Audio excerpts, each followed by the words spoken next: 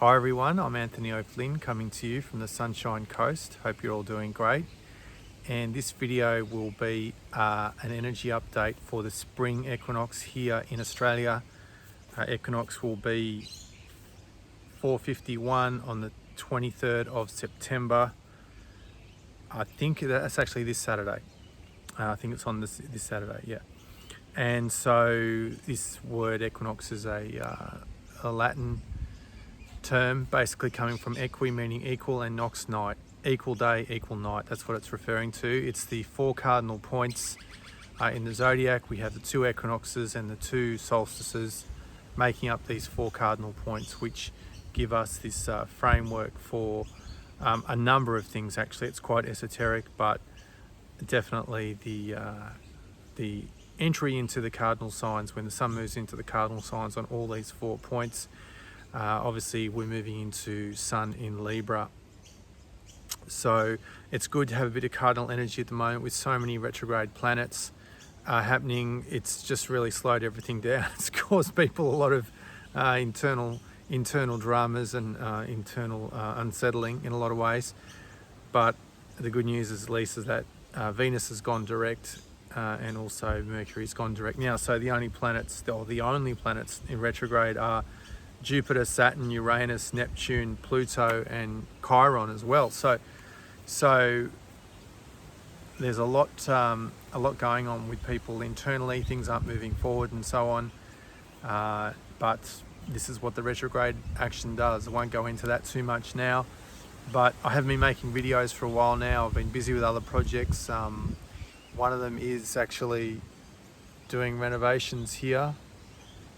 Wanted to show you what's going on. There's some major renovations going on here at my house, but which is exciting, but it's also quite disruptive, obviously. But we're looking forward to seeing the outcome of this. And we saw our first brown snake, so spring is definitely here today. Literally 2 meters from where a trade was sitting having lunch, so he didn't recognize it. He didn't see it at all until I told him. So yeah, spring is definitely here. But as I say, it's always good to see the snakes because it reminds you that they are around, and it reminds you to be careful. But every snake that I've seen on this property has always tried to get out of my way, has actively tried to leave my vicinity. So this is important to remember, that the snakes are not perhaps as aggressive as people think if they are allowed to just be on their way.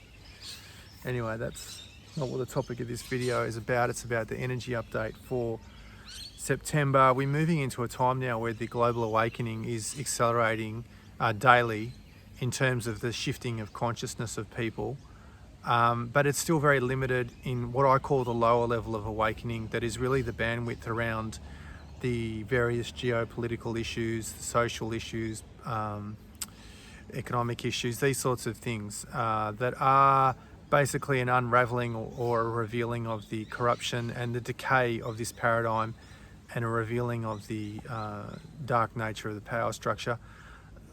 It is unhelpful and unproductive, the amount of attention that's been given to some of these things by people, in the sense that it's just an ongoing loosh-fest that basically is creating this emotional turmoil, this harvest of the emotions, and without any focus on inner transformation or on solutions. Nevertheless, it still has a function of shifting the collective into the awakening zone or the awakening path, gradually, slowly, and so on. So it depends on the individual as to if this is counterproductive or productive. Many people who are just starting to understand that there is something very wrong with the way the society is constructed on many different levels are slowly coming to terms with the level of control, the depraved nature, the matrix system of control, basically. There's so many different phrases you can give to it. That's not the message I want to impart on this video. But that this is actually showing up very strongly in the collective here in Australia, in the form of the collective being very uncertain of who to trust and who to listen to, and this distress, this inner turmoil. Now, these are the sorts of people in this soul group who would have laughed at everyone at the start of 2020, who ridiculed people, who shamed people, who mocked people, who were much further down the path of this level of the awakening and understanding the control system.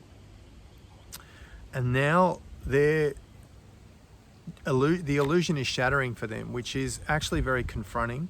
They are not enjoying what they are seeing at all. Most of them are not coming to terms with the fact that they have been completely conned over the last 3 years, and that everything they've been told on the television is a total lie. I mean, as a general rule of thumb, whatever they're telling you, the opposite is true. It's exactly the same dictum from 1984 by George Orwell, that war is peace, freedom is slavery.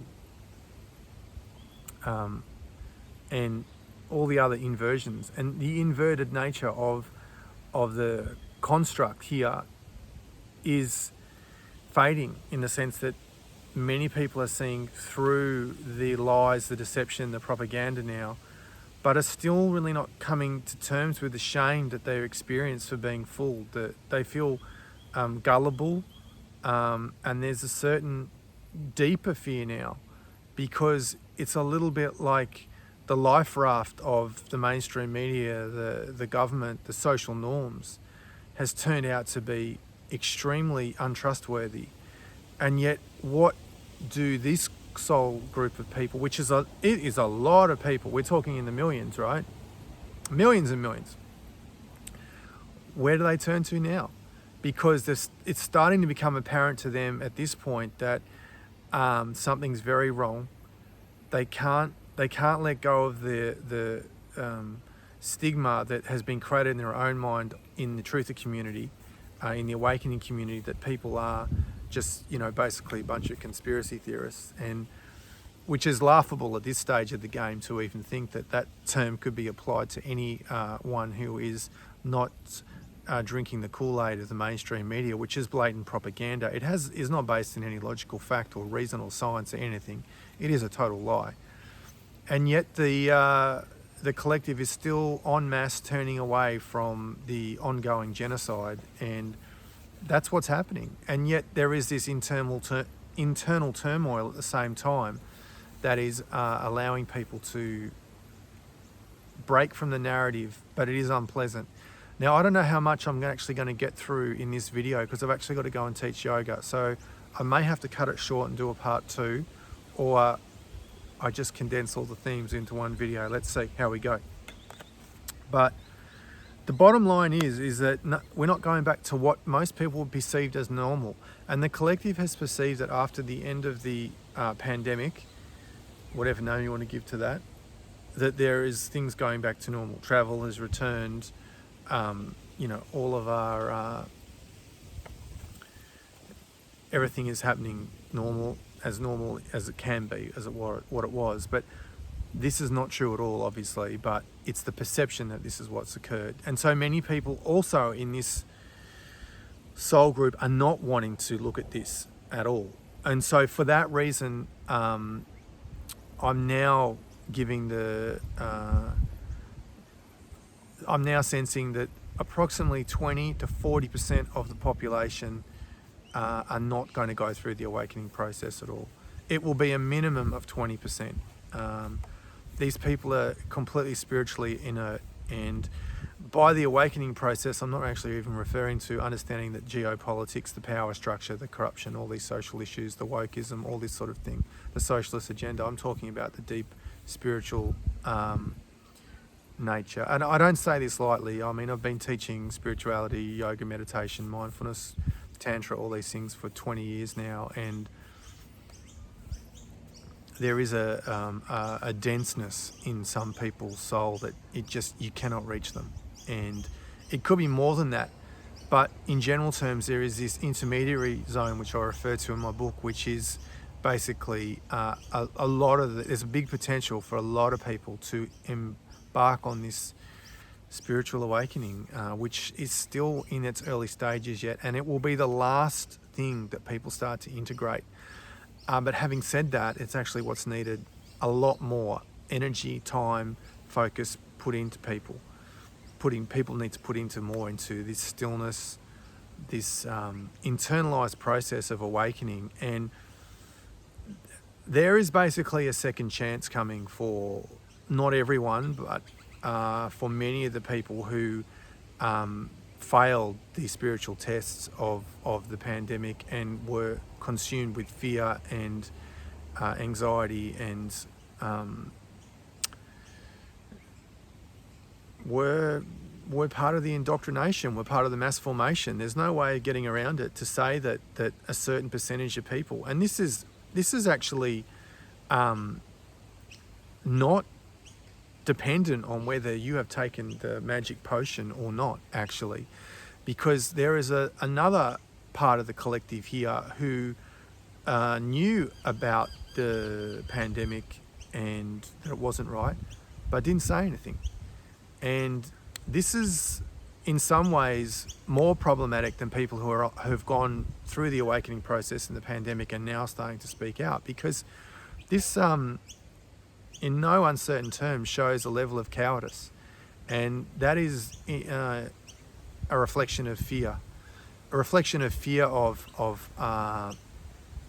I won't be able to cope with what people think of me. I won't be able to cope with perhaps my sales going down, my revenue going down in my business. What if I'm ostracized socially? What if I am ridiculed, shamed? Most of these things are actually coming from the place of fear. In fact, really all of them are at the deepest core level. And so this has been the test that many people have experienced. And I'm talking about many people in classical spirituality as well, who've just gone missing in action completely over the last three and a half years and ongoing, to not use their voice for good. I mean, what good is all this meditation and yogic practice to develop courage and heroism and selflessness and unconditional love and intuition and humanitarianism if you just like act like a complete coward when the moment comes to use all these qualities for the global good, for the greater good, for the good of your own family, for your neighbours, for your society, when you know what is happening. And so everyone has a different path, and this is not a universal point for everyone, of course, but there is something to be said, because this attitude that many people have had, oh, this doesn't affect me, I'll just sort of duck and weave through this, and I'll keep my mouth shut and so on. It means that there is an integration into the more superior, elevated states of consciousness, and to do so without fear. And this is going to be quite challenging for a lot of people, but eventually it will happen, because as we move into the middle part of this decade and the economy completely collapses and we are going to face the end of the Anglo-American Empire, which is well underway, that will occur this decade. If people start speaking out because, the cost of living, they've lost their house because of interest rates, and they lost their job because of the economy and so on, and they're outraged and everything, that doesn't really count as a true integration of these states of courage and so on, because now you're only doing it because you're affected by it, which is just basically a reflection of your own dissatisfaction with the government or whoever, and your own ego being affected by these things negatively. So this is not particularly noble at all. And there needs to be a reflection for all of us on this matter of what we are going to do and how we are going to find our voice and what we are going to contribute to the collective positively to create the new paradigm. And if we just only focused our own little patch of turf, we will be forced not to do that at some point. And what that's going to look like for some people who are well on this journey will actually be much easier than others. They all find they have financial support, there's financial abundance, material abundance, there's community, there's good intuition, there's good decision-making process, there's like a sense of being guided by their higher self, by by whatever deities or entities you think are, how you interpret that, whether it's angels or ETs or spiritual guides or deceased relatives, even all these sorts of things, spiritual masters. But this litmus test that has occurred it's still ongoing. So I'm saying this in a positive sense, that there is a second chance coming now for people who just were not able to be in a point of growth during the pandemic and were in a state of contraction. And there are many examples of people that found their voice and life changed for the positive and everything through the pandemic. So people are thriving at the same time, and that's important to realise, that even though there is all this turmoil, that there are people out there who are thriving. This is not really the point I wanted to make in the context of this video, but it's something really to think about. This second chance is a big theme. The next theme that I want to address is what's coming to me is the theme of breaking point. I've referred to this before in the sense of cracking, that the paradigm is cracking. For me, the breaking point is coming in somewhere in the next 5 to 10 years. And you might say that's a long way off. It'll be 10 years maximum. But I'm putting the definition on what I mean by that, is that the collective, and I'm talking way over 50% of people, realise that this system that we're living in, the institutions are completely broken. We're in systemic failure. I don't mean just getting rid of some corrupt politician, premier or something like that. I'm talking like complete systemic failure in the education system, the financial system, system of government, the medical system, legal system, supply chains, all these sorts of things. That it is well known, it is universally accepted that there is now a breaking point. And the breaking point will affect people differently and differently in different nations. So for example, I live in subtropics here in Australia. I won't be affected by a lack of heating.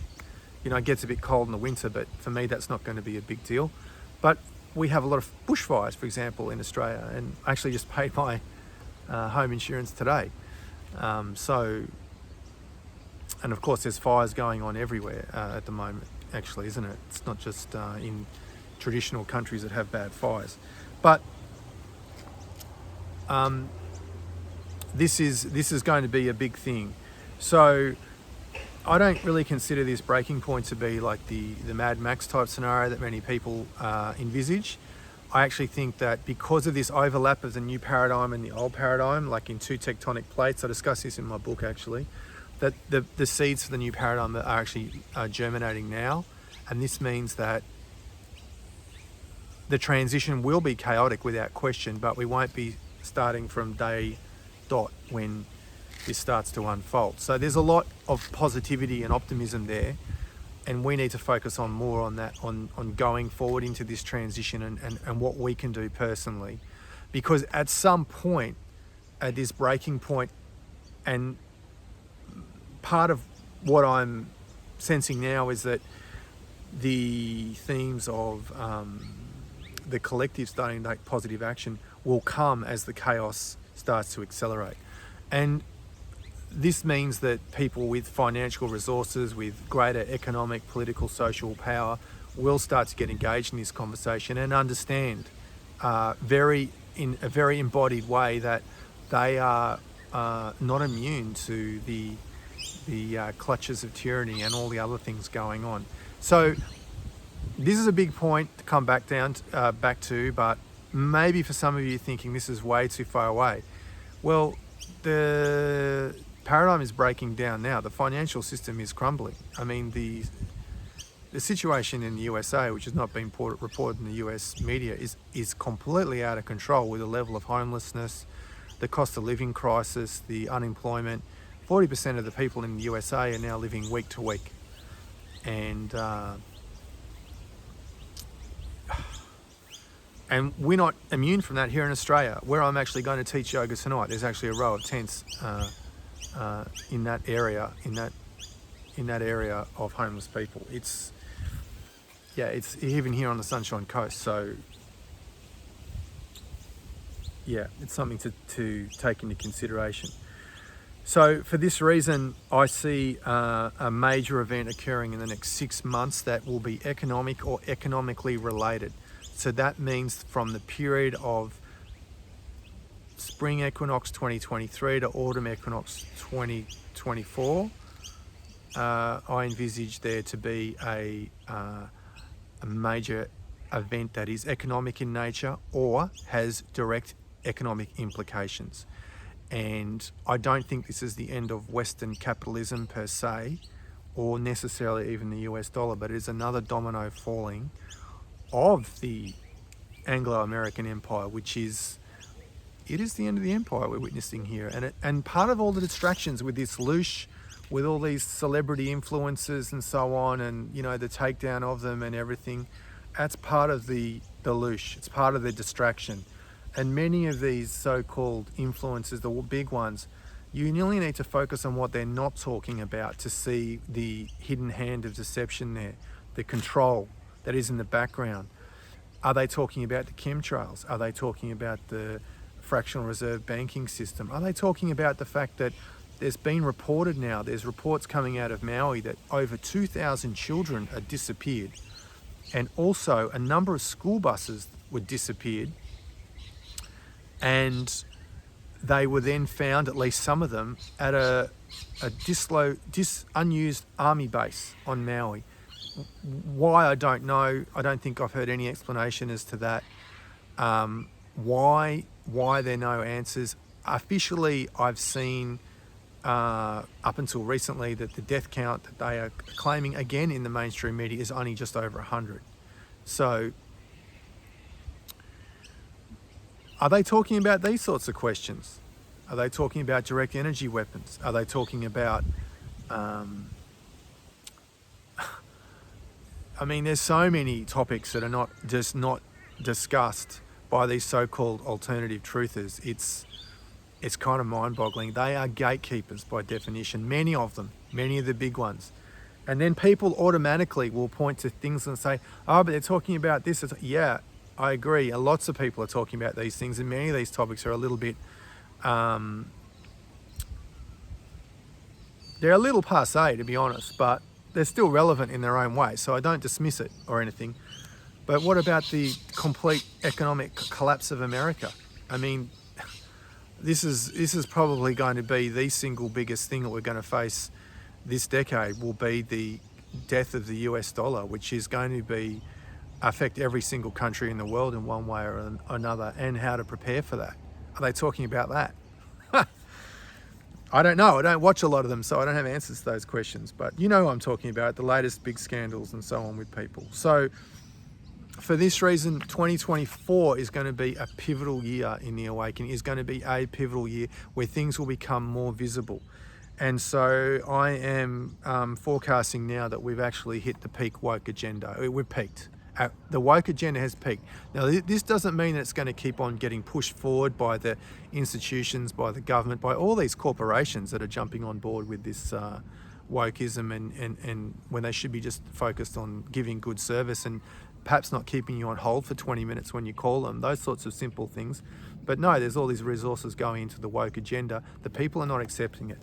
I'm predicting that there's absolutely no way possible that The Voice will be a success. It cannot even come close to being a success. And the only way is if the election is tampered with, which some people claim is possible here in Australia. Let's see. But I am seeing the latest polls that show the only state to actually be over 50% at the moment is Tasmania. And even on a national scale, of course, the population of Tasmania is relatively small compared to New South Wales and so on. So remember that 4 states actually have to go through. It's not just the majority of the vote itself, it's 4 states have to improve it. I think there'll be a mass no vote from the boomers that will be very silent, and that is a big percentage of the population. Of course, the yes group is very vocal and so on, but I think people see through the smokescreen of what this really is. I don't think that this is the way forward, to have 2 parliaments, and the government is not telling you what is actually really means. And even Albanese himself admits that he has only read the first page of the Uluru Declaration of the Heart.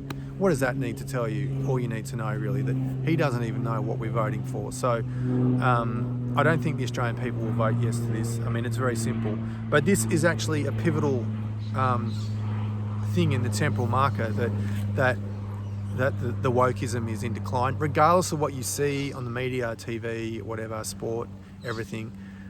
Wokeism has peaked. The acceptance of wokeism is peaked, and you'll see the backlash start to intensify everywhere. People just will not support corporations that are pushing this. They will not support these political, social issues, and people are tired of being spoken down to and sort of manipulated to believe in some of these agendas, which are not helpful. And so that leads me to the next point, which is peak woke agenda. That because so many people are awakening, did I say this? That I think the actual yes vote will be 25 to 30%, regardless of what the polls say and the votes count. I think it's something around 25 to 30%, something like that. Best case scenario. This awakening now is moving so quickly that Klaus Schwab has actually fast-tracked the 2030 agenda and made a deal with the UN to move it to 2025. So they are actually trying to speed up this, because they realise that they don't have a lot of time before people start to reject this en masse. So this is another clear sign that things are becoming tangible physically. And this also is being clear with what's happening in England with the ULEZ zones, the ultra low emission zones in England, where the people are known as the Bladerunners are actually just dismantling or damaging or stealing or cutting down those cameras. I'm not saying I support that. I'm not encouraging it in any way. I'm just observing that that's what's occurring. And apparently they have damaged now 500 cameras, this Bladerunners, as they call themselves. Now this is in response to the fact that this ultra low emission zones, which is part of the sustainable agenda to stop people driving in cities and ultimately is an aspect of the 15-minute cities, is because at the moment they're now charging people £25 per day if they need to drive through these areas. And many of these people, don't have anywhere near that kind of money. I think that's 32, 33 US dollars, something like that. Have that kind of money to pay every day to drive their car. They already pay insurance, obviously petrol, which the price is going up, at least here in Australia, and also registration. And if you're a homeowner, at least here in Australia, you're paying rates on top of that as well. So this is a direct reflection of what's becoming more tangible, of people are rejecting the status quo. They are rejecting this global agenda, and they're rejecting this the wokeism of the climate agenda. That's becoming clearer now, that people are now starting to take things into their own hands. For right or wrong, this is what is happening, and this is what this social turmoil is indicating. So I think that's everything I've got to say. I've got to go. I've got to go now. But basically, the final topic, at least for today, that I'll leave you with is, how will I cope with change? How will I cope with change internally and externally? Most people are trying to anticipate change externally in terms of finances and food supply and resources. But how will you cope with change internally, and what needs to know, you need to know about to navigate this shift? We're planning a retreat, navigating the shift, that is a complete physical, mental, spiritual integration into the new paradigm moving forwards. If you want to know more about that, just message me. But this is going to be a big talking point. In theory, the mutable signs will deal with it the easiest depending upon your actual natal chart, but in theory, at least, Virgo, the earth sign, Pisces, the water sign, Sagittarius, the sun sign, and Gemini, the air signs, all the mutable signs in theory. But we are faced with great change. This is what the birthing of a new paradigm is exciting. Try to shift your mindset into being excited about the future, and that the status quo is now failing, that the status quo is being challenged en masse, and that the time of great revealing is here, and it's not going away. So the best way is to approach the changes and whatever karma we need to experience, and whatever life lessons we need to integrate, with enthusiasm, with positivity, and with trust that everything is working for our higher good. Thanks so much for watching, everyone. We live in epic times.